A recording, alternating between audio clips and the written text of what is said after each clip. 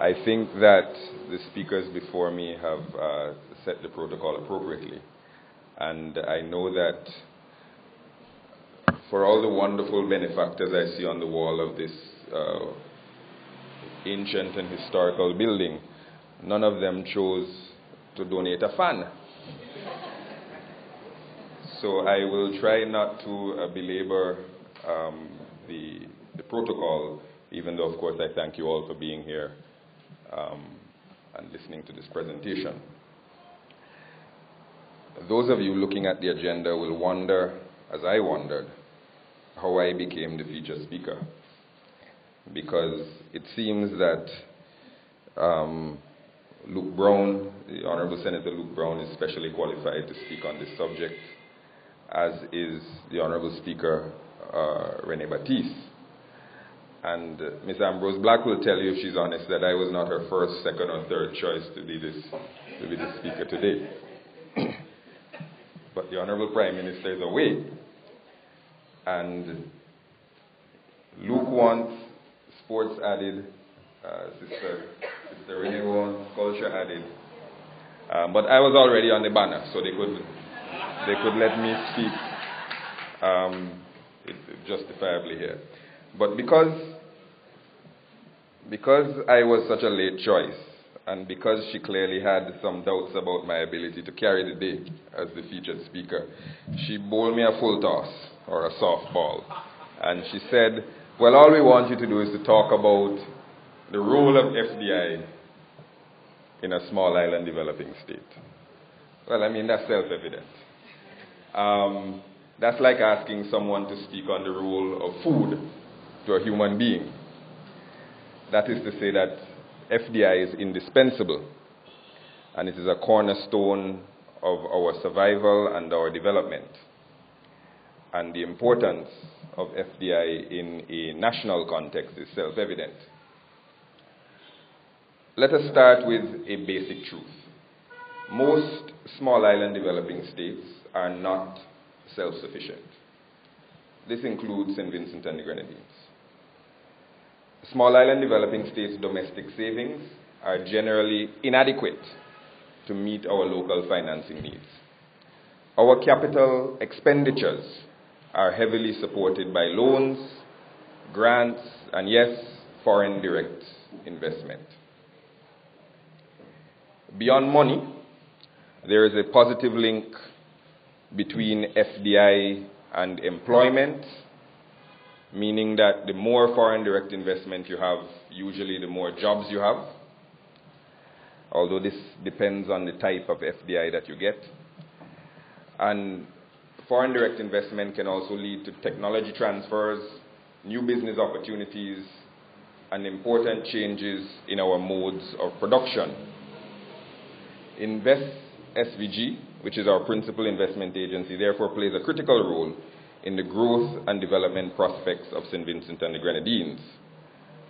Now that Invest SVG is out of its infancy, its role and the expectations that we have for it will be even greater than before. You heard both Senator Brown and the Honorable Speaker adding responsibilities to Invest SVG.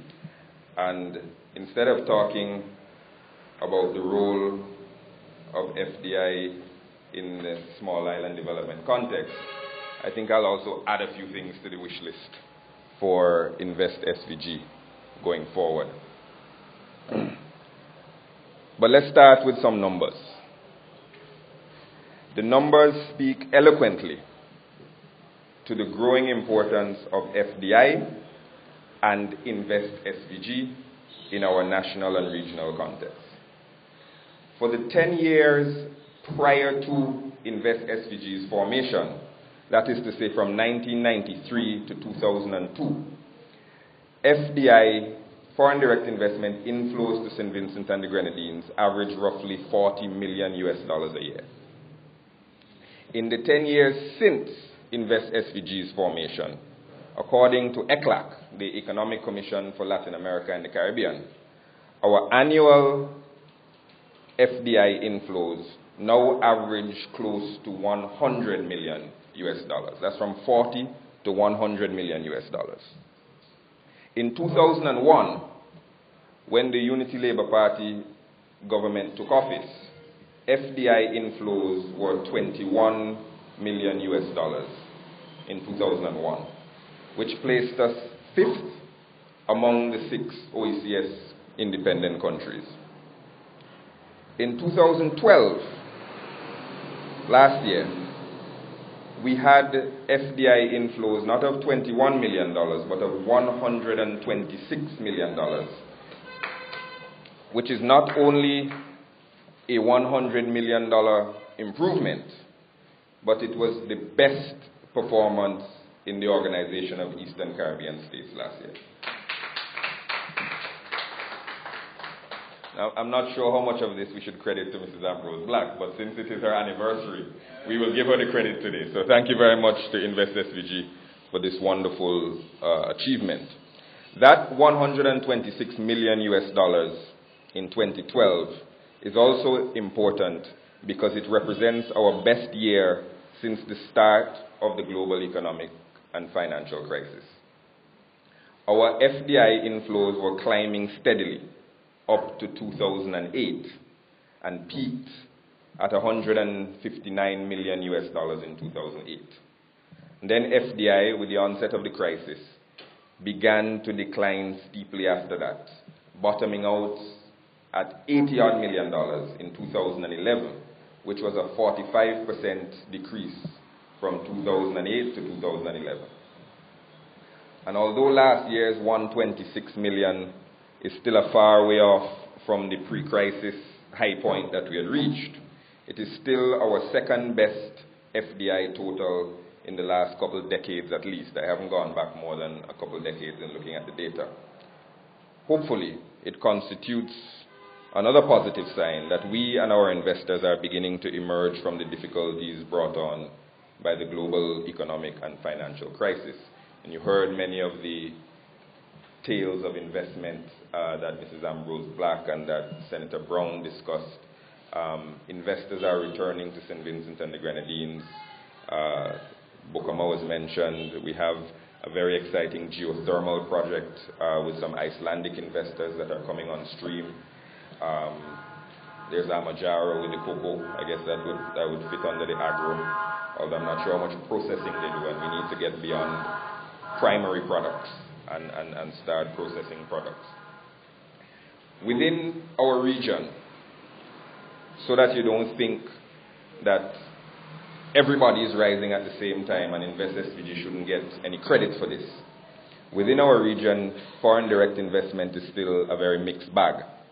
While St. Vincent and the Grenadines FDI increased to a post-crisis high, St. Lucia, St. Kitts and Nevis and Grenada are still in decline. Antigua and Barbuda and Dominica have stopped the declining, but they haven't begun growing yet. Within the wider Caribbean, economists will tell you that FDI is increasing. But the growth in FDI since the crisis has been localized in countries that have minerals. So you're talking about Trinidad and Tobago, you're talking about Guyana, you're talking about Suriname. This is where FDI has been going since the crisis. So although these little snapshots don't give you the full picture, they do point unmistakably to the growth in the sector within our own national context, particularly relative to our neighbors, and the upward trend of foreign direct investment since the formation of Invest SVG. So well done. However, the next decade of Invest SVG will be even more challenging than the first, in spite of the anticipated economic recovery. The government of St. Vincent and the Grenadines places people-centered development at the heart of its policy agenda. Our government, like many others in the region, therefore has to find ways to integrate foreign direct investment into this evolving developmental thrust. To build and maintain a favorable investment climate within the context of a wider and far more intricate development policy agenda. Similarly, as investment becomes an increasingly significant contributor, the state, the government, will have to find the right balance between regulation of investments and regulation of investors while simultaneously liberalizing the regime and being open. So you want to be open to investment, but you also have to regulate the investors. And that is a balance that we will increasingly have to work with. And Invest SVG, by necessity and design, will undoubtedly play a crucial role in the integration of investment policy into wider development policy, with all the trade-offs that may entail. Invest SVG will also have to be increasingly selective about the types of investment that you pursue and accommodate, in keeping with the developmental priorities of the government. Daunting new challenges, to be sure, but well within the energy, capacity, and capability of Invest SVG and its wonderful staff. Now, the government of St. Vincent and the Grenadines has based its attraction of foreign direct investment on 5 broad pillars, which you can broadly categorize as follows. State agency outreach, and that's really Invest SVG. Investment incentives and concessions that we give. International arrangements and agreements that we may be a part of, which may facilitate our investment in one way or another. Good governance and a good regulatory environment, and domestic infrastructure and local skills. A lot of the work of Invest SVG over the first decade has been in the solicitation of overseas investments and the discussion of the optimal mix of incentives necessary to draw investors to St. Vincent and the Grenadines. As you look to your second decade, I am encouraging you to continue refining who and how you pursue particular investors, while also engaging more actively in the formulation of investment policy, particularly as it relates to the good governance and development of skills and infrastructure. That development of skills and infrastructure is inextricably tied to our attractiveness as a destination for foreign investment. Few can doubt that high-end 21st century transformative foreign direct investment can only occur within an environment where the local population is well educated. We have gotten past the point where we are seeking foreign direct investment for, as the Prime Minister likes to say, hewers of wood and drawers of water. We are looking for investment that takes advantage of the skills and the values that we talented Vincentians can add to the product. In that context, our education revolution is not simply a social or developmental policy, but it is also an investment policy.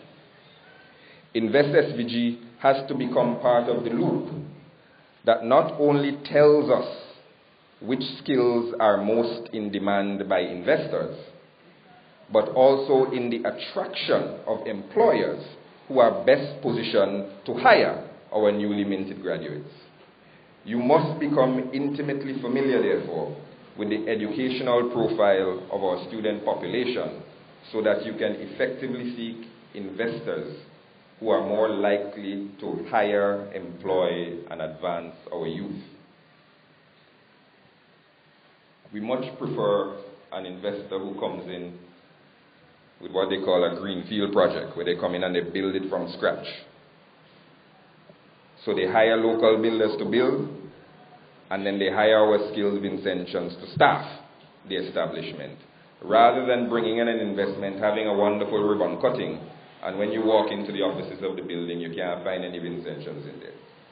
We need investors who can tap into the talents that we have here in St. Vincent and the Grenadines.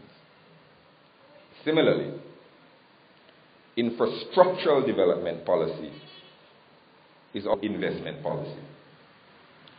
The soon-to-be-completed Argyle International Airport, for example, will be a boon to investment and investors who would have had legitimate concerns about access and transportation to St. Vincent and the Grenadines. It is easier to sell a tourism investor on an island with good air access than it is to attract someone to an island that is limited by the size and frequency of a single small airline carrier. By the same token, the success of the airport as a developmental game changer hinges on Invest SVG's ability to attract investment that can increase the quality and quantity of our existing hotel room stock. And I'm sure Glen Beach could tell us an entire speech on attracting hoteliers. And I know it's a chicken or the egg thing. The hotel don't want to come before the airport don't want to come before the hotel. But that's why we leave that to the skill and talent of Ms. Ambrose Black, Glen Beach, and all of the other talented people working in Invest SVG. An equally important infrastructural development will be the further enhancement of our broadband and IT capabilities. At the recent launch of the Caribbean Regional Communications Infrastructure Program, which is called CARSIP, I commented at some length about the fact that the broadband internet available to end users in St. Vincent and the Grenadines is overpriced and underpowered relative to our neighbors. Alan was there. I don't want to go over the whole spiel because people might start to think that I am at war with the internet service providers, and that's not the case at all. But when you look at the data relative to our neighbors, we pay more for less internet. And that's a conversation that I want to have with our internet providers. This relative disadvantage is an impediment to a host of investment opportunities, particularly in high-tech sectors. The conduct of our existing foreign investors should not be an impediment to future investment, particularly if their own narrow business interests are motivating them to act in an inconsistent manner across the region. Invest SVG has a role to play in monitoring these cross-regional developments and advising the state of the major infrastructural impediments to investment. Look, we have this on the line here. Information and communication technology. It's a wonderful thing. I, with the minister with responsibility for that, I'm fully in support of it. But if Investor X has to choose between St. Vincent and the Grenadines and either our neighbor to the north or to the south, which is St. Lucia or Grenada, the fastest internet you can get in St. Vincent and the Grenadines is 4.4 megabits per second, and you pay about $300 for that, a little more. For the same $300, you can get 8.8 in Grenada, you can get 12 in St. Lucia. So if you are an IT firm looking to invest, why would you constrain yourself with a lower bandwidth for more money when you could go 100 miles north or south and get a better deal? So that is something that, and this is just an example. This is, again, it's not an attack on any internet service provider, but we hope that Invest SVG can point us to some of the impediments that we may be facing relative to other countries, and so that the state, working in tandem with Invest SVG, could find ways to alleviate these sorts of discrepancies in one way or another. Now, turning to good governance, it is axiomatic that good governance and stability have a positive effect on foreign direct investment.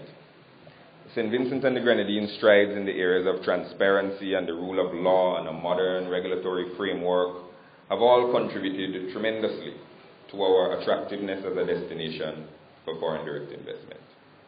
More, of course, can and will and should be done in all of these areas.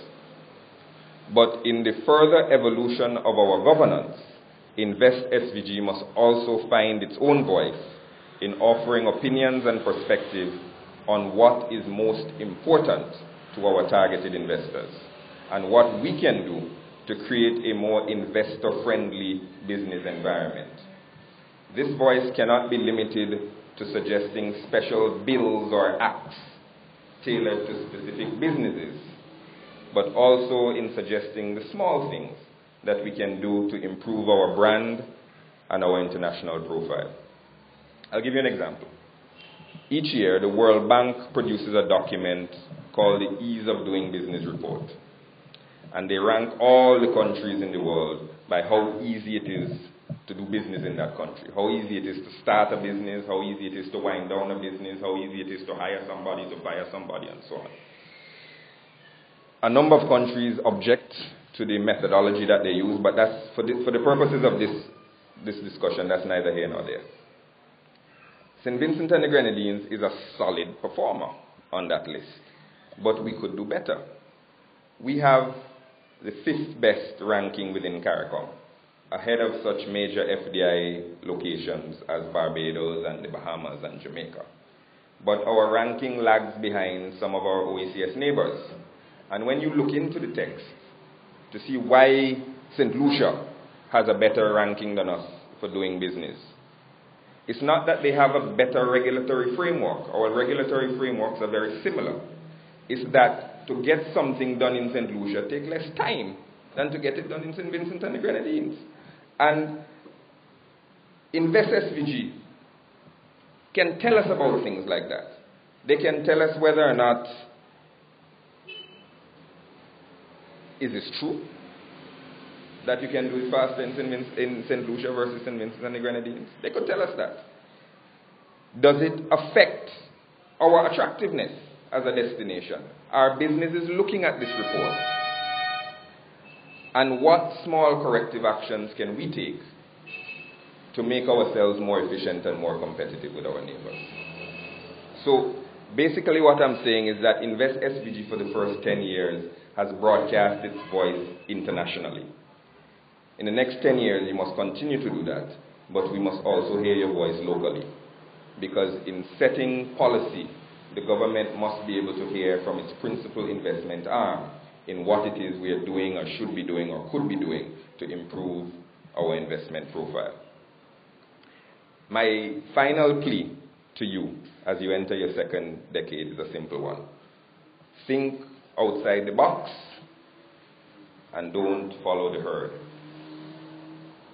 St. Vincent and the Grenadines and each of our neighbors is increasingly reliant on foreign direct investment.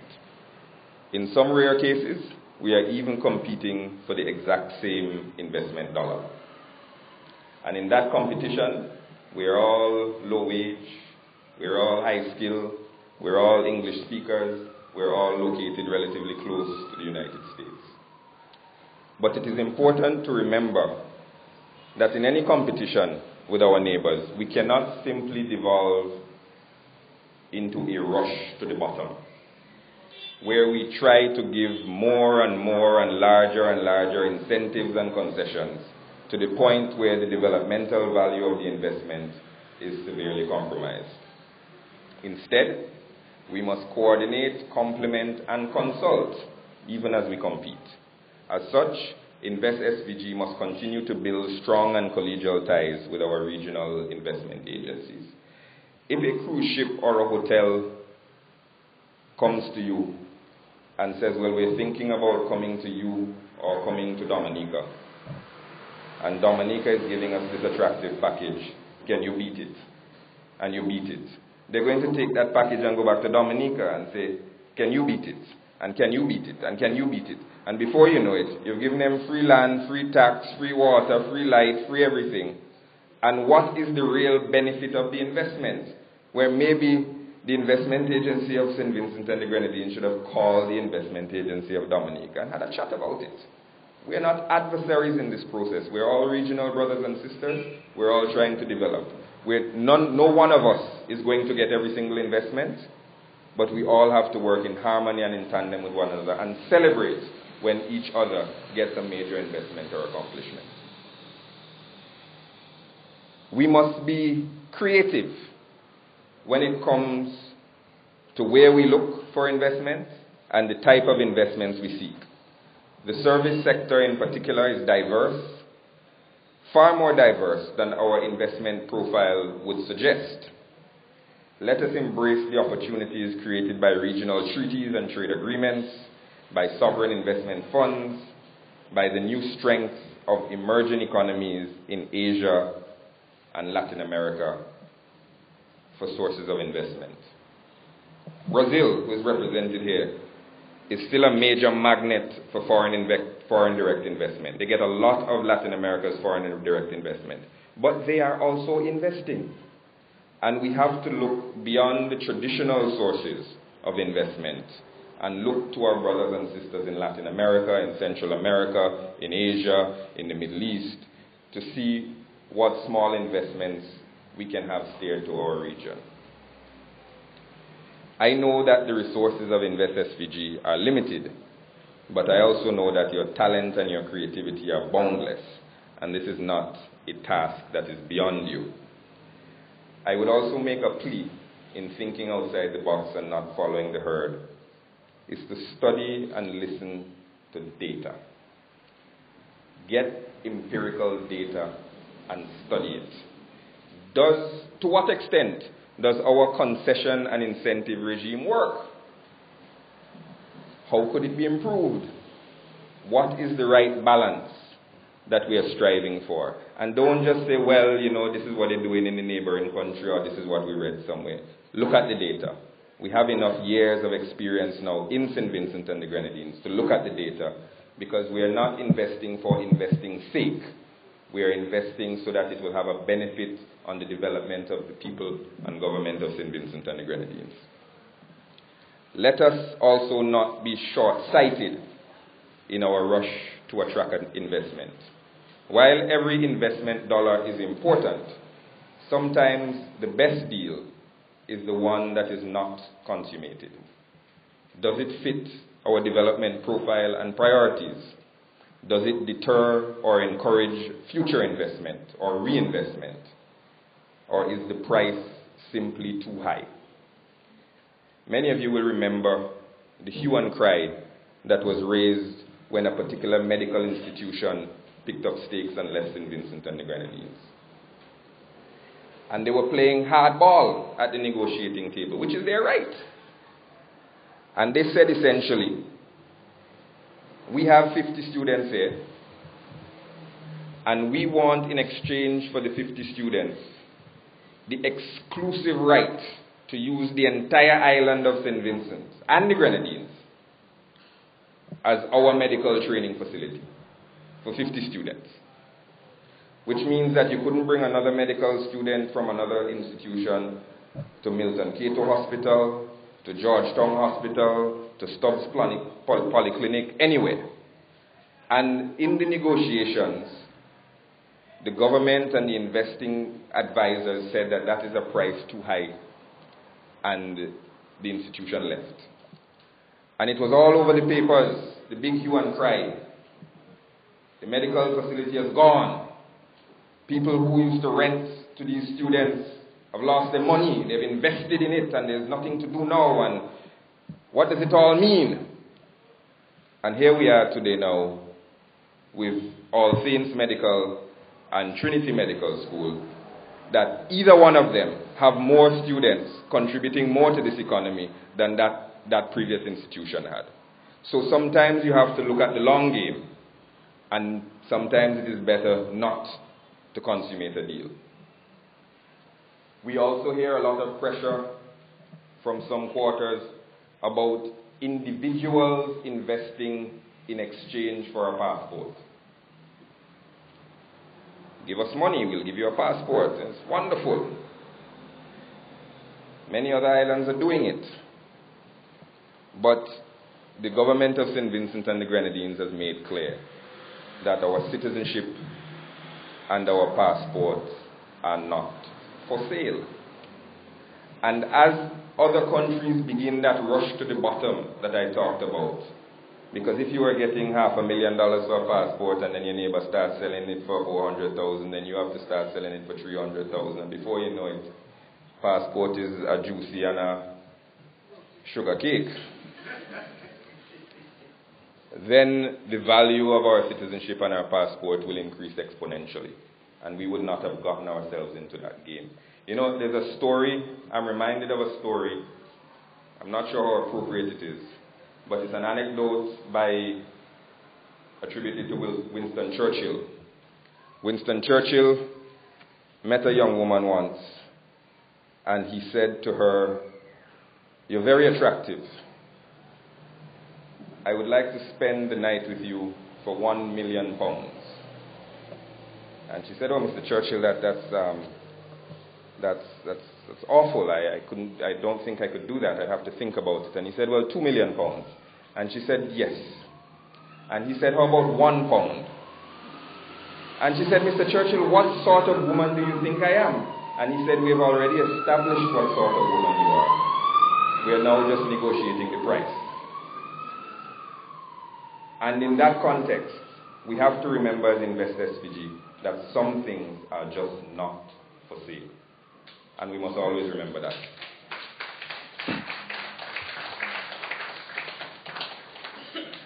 Investment and investment policy is not made in a vacuum.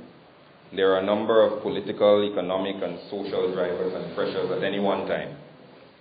And in this time of crisis and global uncertainty, the role of an investment agency is simultaneously more difficult and more important to national development. Invest SVG has demonstrated a singular focus on professional, active investment advocacy. The numbers are testament to your success and those of the government in attracting quality investment to our shores. In the coming years, you can and must build upon these early successes to mainstream investment in the elaboration of our development policy and in applying your considerable talents to the greater development of the people of St. Vincent and the Grenadines. Thank you very much.